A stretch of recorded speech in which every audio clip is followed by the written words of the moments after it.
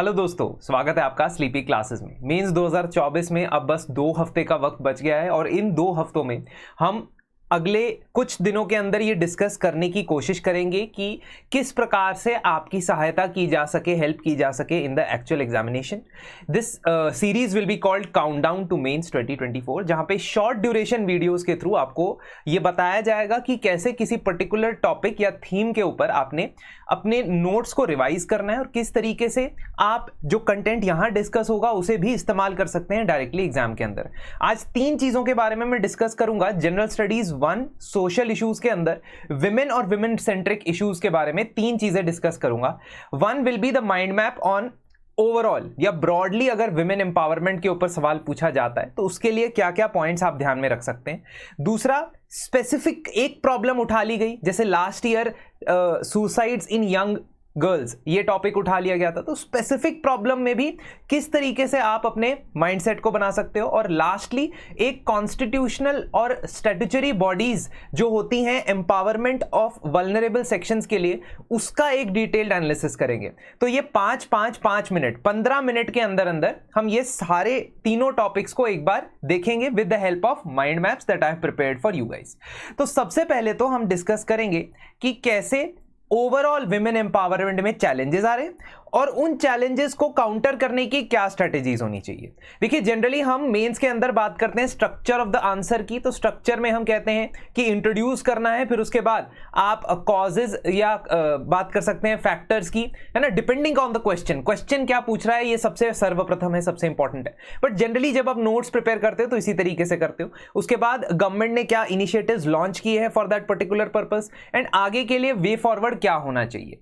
ठीक है, before I go ahead I want to also remind you कि हमारा rapid revision for mains programme जो है वो चल रहा है और इसमें अभी भी 10 या 9 लेक्चर्स बाकी है। आप इसे ज्वाइन कर सकते हैं अगर specifically theme wise marks boosting content और साथ साथ लाइव वीडियो लेक्चर्स का आप एक्सेस चाहते हैं।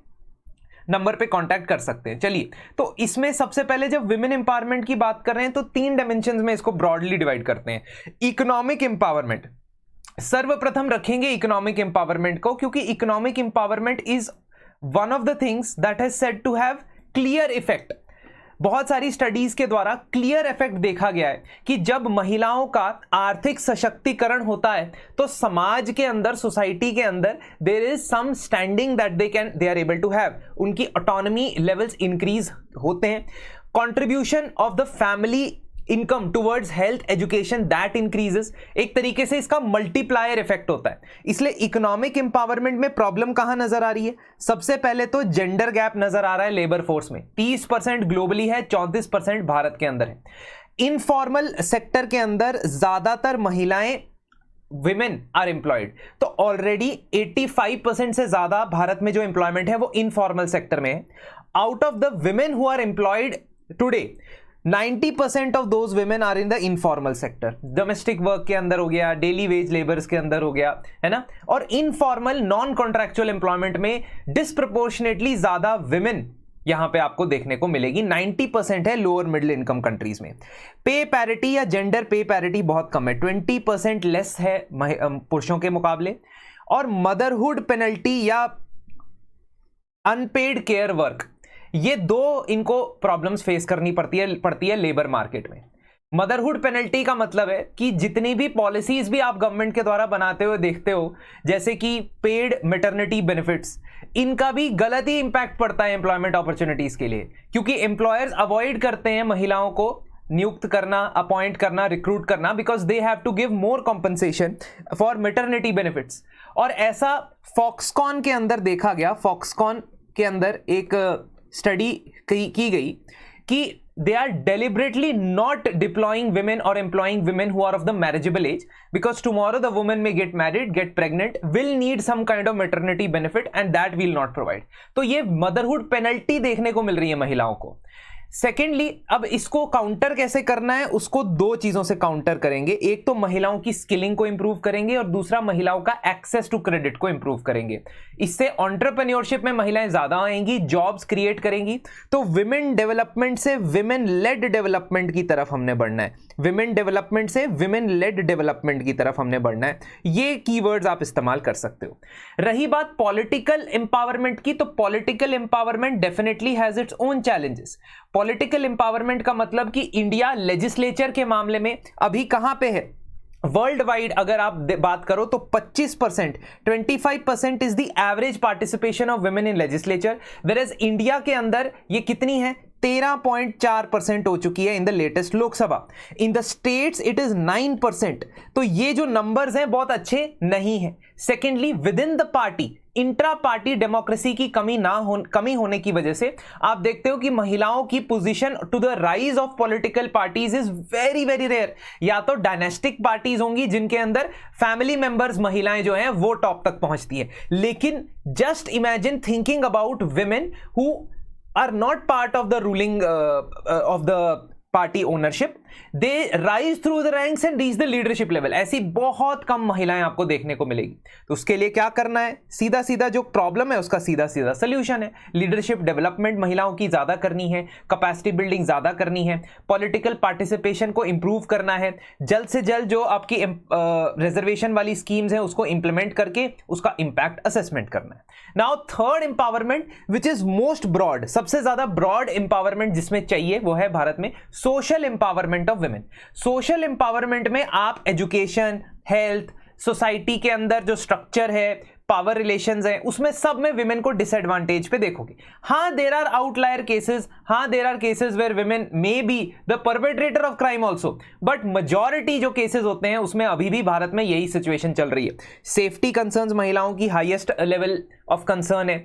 हेल्थ केयर का बर्डन जो है वो सारा का सारा उनके ऊपर है। मेल फीमेल लिटरेसी में जो गैप है 10% के आसपास का, वो अभी भी नजर आ रहा है। And it is now transcending to digital literacy as well, जहां डिजिटल लिटरेसी में भी जेंडर गैप आपको नजर आ रहा है। तो ये सारे चैलेंजेस सोशल सेक्टर के हैं। इसको स्ट्रैटेजी क्या होगी चेंज करने की, ये 3 पॉइंट में आप देख सकते हो। सबसे पहले एटीट्यूडनल और बिहेवियरल चेंज के लिए हमने बहुत काम करना है, क्योंकि ये एटीट्यूडनल बिहेवियरल चेंज जो है ये सबसे ज्यादा रिफ्लेक्ट करता है सोसाइटी में किस प्रकार से क्राइम्स अगेंस्ट वुमेन को देखा जाता है, हरासमेंट अगेंस्ट वुमेन को देखा जाता है। This is also very very important. Educational opportunities, और जिसके लिए there have been many initiatives as well. और अल्टीमेटली सेफ्टी के लिए no compromise approach, no compromise approach चाहिए आपने को सेफ्टी के लिए, ठीक है, और वुमेन सेफ्टी के लिए स्पेसिफिकली।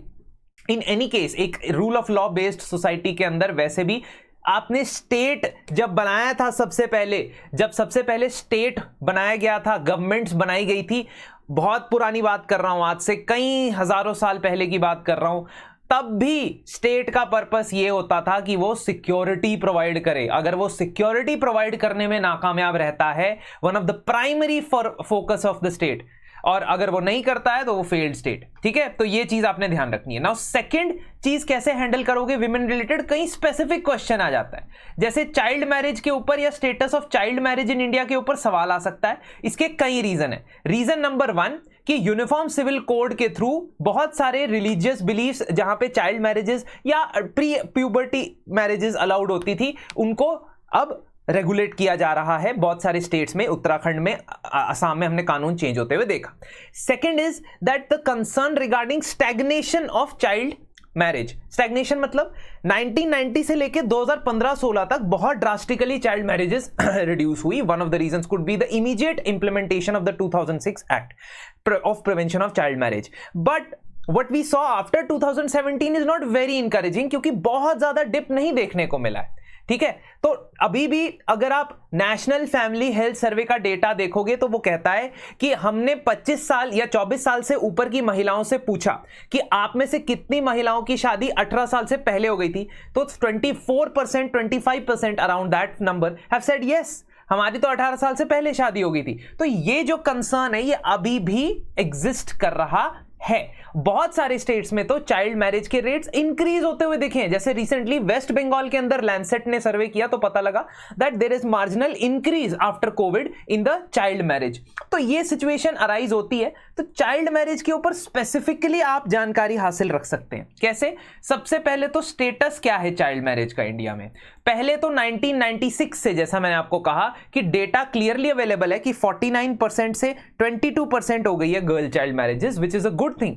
बॉय चाइल्ड मैरिजेस 7% से 2% हो गई। अनदर सिनेरियो जहां पे आपको दिख रहा है कि लड़कियां या महिलाएं ज्यादा डिसएडवांटेजियस पोजीशन पे है। This is data. This is not some fiction of imagination I'm putting in front of you. Plateau in progress. Progress में रुकावट आई है और कई जगह पे इंक्रीज देखने को मिला है। वेस्ट बंगाल, पंजाब, त्रिपुरा, मणिपुर में इंक्रीज चाइल्ड मैरिज देखने को मिली है पिछले एनएफएचएस के हिसाब से, which is not good. Also notably अगर आप बात करोगे ग्लोबली, तो ग्लोबल ट्रेंड्स में तो प्रोग्रेस देखने को मिली है, लेकिन कोविड की वजह से अफ्रीका, सब सहारन अफ्रीका, साउथ एशिया में दोबारा से ऐसा पता लग रहा है कि लगभग 10 मिलियन और महिलाएं अगले 1 साल तक चाइल्ड मैरिज का शिकार हो सकती है। अब इसके लिए हमने लेजिस्लेटिव फ्रेमवर्क बनाया है जिसको prohibition of child marriage act कहा जाता है, और रिसेंटली जया जेटली कमेटी की रिकमेंडेशन के ऊपर इसको अमेंड करने का बिल भी लाया गया था। ऑल्दो अब जो है वो दोबारा से देखना पड़ेगा इस बिल को, क्योंकि it was brought in the previous Lok Sabha. Proposal was कि महिलाओं की एज को 21 ईयर्स कर दिया जाएगा। और ये जो सारी चीजें हैं कि इसको इंक्रीज करने से क्या होगा, डिक्रीज करने से क्या होगा, वी हैव डिस्कस्ड, हमने अपने कोर्स में डिस्कस किया है रैपिड रिवीजन में। ठीक है, यहाँ पे मेरे पास थोड़ा सा वक्त कम है तो मैं आपको बस गाइडलाइन, आउटलाइन दे रहा हूँ। रिलेटेड इनिशिएटिव्स जो लिए गए हैं और जो आगे लिए जा रहे हैं, जाने चाहिए, this also we have discussed. ठीक है, तो एक तरीके से आपका जो फ्लो चार्ट है वो आपके सभी एस्पेक्ट्स को कवर कर रहा है। Lastly, I want to discuss about National Commission for Women. Now, this can be asked in GS1 or it can be asked in GS2 under the constitutional and legal bodies in the country. Statutory body है National Commission for Women. इसने ऐसा क्या कर लिया या ये क्या कुछ कर पाया महिलाओं की पोजीशन को इंप्रूव करने के लिए? बिकॉज आए दिन हम क्राइम अगेंस्ट वुमेन देखते हैं। नेशनल क्राइम रिकॉर्ड्स ब्यूरो के हिसाब से, एनसीआरबी के डेटा के हिसाब से अगर आप बात करोगे क्राइम अगेंस्ट वुमेन की, तो उसमें इंक्रीज देखने को मिलता है और हर 1 घंटे में 50 से ज्यादा एफआईआर जो है वो फाइल हो रही है। ऑल्दो आप मान लो उसमें से आधी गलत भी हैं, झूठी भी है, फिर भी दैट्स अ लार्ज नंबर। अब इनिशिएटिव्स क्या लिए गए हैं for by the national commission for women? It's a statutory body. ठीक है, एक स्टैट्यूटरी बॉडी है, उसके कानून के द्वारा बनाई गई है, तो उसको बहुत सारे चैलेंजेस फेस करने को मिले। These all I have put in this flow chart. Initiatives देखोगे तो आप बताओगे कि जेंडर प्रोफाइल्स उसने हर एक स्टेट यूटी की बनाई है। मुश्किल काम क्या होता है? क्रिटिसाइज करना मुश्किल काम नहीं होता है, क्योंकि mostly criticism are available readily. मुश्किल काम होता है जस्टिफाई करना उस कमीशन के काम को। ठीक है, तो ये इनिशिएटिव्स है, जस्टिफाई कर सकते हो। जैसे न्यूमरस कंप्लेंट्स में सुओ मोटू के तरीके से कंप्लेंट को टेकअप करना, चाइल्ड मैरिज और लीगल अवेयरनेस प्रोग्राम उसके रिगार्डिंग जनरेट करना, अमेंडमेंट्स के अंदर जो ये डाउरी प्रोहिबिशन एक्ट है, पीसीपीएनडीटी एक्ट है, इसमें ये अमेंडमेंट सजेस्ट करता रहता है टू स्ट्रेंथन इट मोर। ठीक है, और जेएंडके लद्दाख का अलग सेल बनाया जो it is responsive to the differing needs. But इसके चैलेंजेस अपने स्टैंडर्ड है, फिक्स्ड है कि इसके पास रिकमेंडेशन की पावर है, इसलिए ये पनिशमेंट तो नहीं दे पा रहा है। इसके पास स्टाफ और फंडिंग की कमी है, और पार्लियामेंट्री स्टैंडिंग कमेटी ने कहा कि इसके पास there is a lot of gap in funding.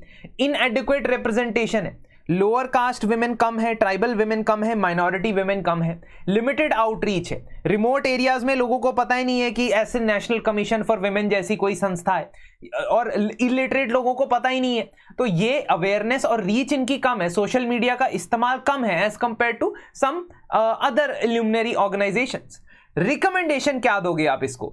Again जो प्रॉब्लम होती है उसके कॉरेस्पॉन्डिंग रिकमेंडेशन देनी है ना। जहां जहां परेशानी नजर आ रही है उसके कॉरेस्पॉन्डिंग आप रिकमेंडेशन दे दोगे। तो वैसा ही यहां पे भी किया गया।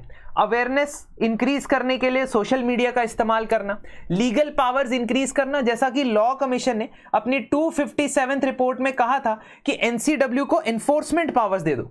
सम of these recommendations are standard for most of the statutory organisation. आप एनएचआरसी की बात कर लो, है ना, आप national commission for SC ST OBC जो कि कॉन्स्टिट्यूशनल बॉडीज है उनकी बात कर लो। यहां पे ये कुछ चीजें जो है स्टैंडर्ड रहती, कि इनके पास एनफोर्समेंट पावर्स नहीं है, पनिशमेंट कर देने की पावर नहीं है, वो चीज इंक्लूड होनी चाहिए। ठीक है, फंडिंग इंक्रीज करना, आउटरीच मैकेनिज्म्स को रिमोट एरियाज तक लेके जाना, है ना, ये सारी चीजें आप इसके अंदर बताओगे और आप इस फ्लो चार्ट के थ्रू रिवाइज कर सकते हो। तो मेरा पर्पस इन 3 फ्लो चार्ट से आप रिवाइज करें और एक ही सोर्स से, एक ही जगह से आपका जो होलिस्टिक रिवीजन है वो हो जाए। इसी में आप अपने नोट्स जो ऑलरेडी बनाए होंगे या डेटा है ऑलरेडी बनाया होगा उसको आप इंप्रूव कर सकते हो। तो कमेंट सेक्शन में मुझे जरूर बताएं GS2 के अंदर क्या चाहते हैं आप, कि कौन से टॉपिक को डिस्कस किया जाएगा। ठीक है, कल मैं GS2 का टॉपिक डिस्कस करूंगा, एक टॉपिक जो आप चाहते हैं कि डिस्कस किया जाए YouTube के ऊपर, और जो सबसे ज्यादा कमेंट्स जिस टॉपिक के होंगे that I will take up. तो प्लीज मुझे बताइएगा और कल हम दोबारा मिलते हैं रिगार्डिंग GS2 रिलेटेड टॉपिक्स। यदि आप रैपिड रिवीजन कोर्स में इंटरेस्टेड है तो हमारे नंबर पे हमें कांटेक्ट कर सकते हैं, दिस इज द नंबर। धन्यवाद और मिलते हैं आपसे जल्द।